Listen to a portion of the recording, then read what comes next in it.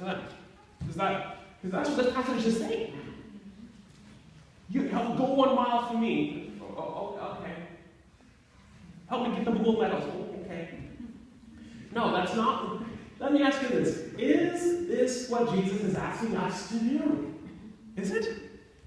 No, I don't think so. That would be rather silly. Tyler, if we did that, wouldn't we look like wimps? Yeah, but what Canadians were much better. So, now let's look at it. If this was taken literally, if taken literally, meaning Jewish hyperbole, it's a metaphor, looking at the literature of the time. Remember, Matthew is writing this to a Jewish audience. First and foremost, if we look at it literally, it would be saying, giving up our pride.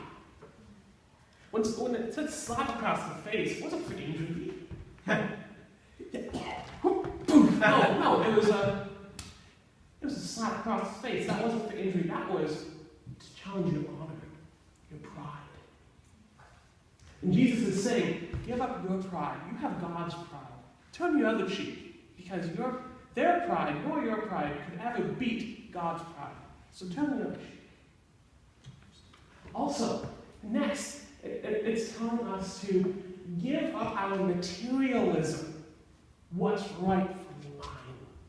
See, actually, this is very interesting. In Exodus, every Jewish person had a right to own a cloak that they could wear, keep them from the cold. It was Jewish right to have a cloak, and that no one could take it from you, by law, by no means whatsoever. Jesus is saying, if it takes your tunic, and all you're left with is your cloak, that is something that you sleep with, that you sleep on, give that up too. Give up what is rightfully yours.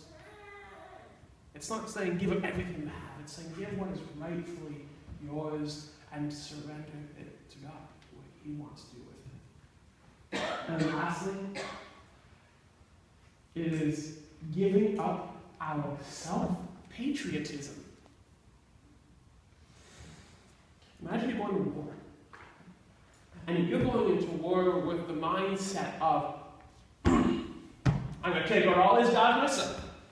When it's some pride for Canada, that's right, and they're going to worship me for it. I'm going to do it, and they're all going to look towards me. Imagine the Olympics, when people go to the Olympics and win a gold medal. So yeah, that was me. That was me. I won the gold. Whereas you're like a fourth lineman on the hockey team, you barely played any minutes.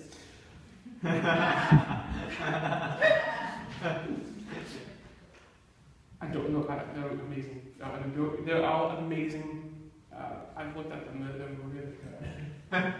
But giving up that self-patriotism, that it's, I'll do this and win our honor for us, or I'll do it and and everyone will know me. No, it's giving up that.